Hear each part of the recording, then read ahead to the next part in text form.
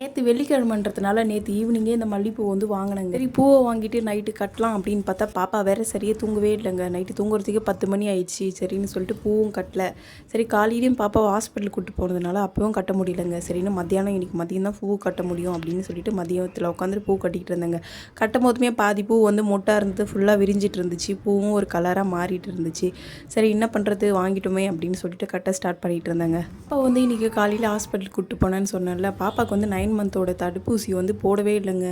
அப்படியே இது இப்போ 1.5 வயசும் ஆகிப்போச்சு. பாப்பாவுக்கு வந்து 9 மந்தில் வந்து நிமோனியா ஃபீவர் வந்ததுனால பாப்பாவுக்கு ஊசி போட முடியல. சரின்னு சொல்லிட்டு இப்போ வரைக்கும் அது போடாமையே விட்டுட்டுருக்கா. அதனால் ஹாஸ்பிட்டலில் போய் கேட்டுட்டு வரலாம் அப்படின்னு சொல்லிட்டு போனாங்க.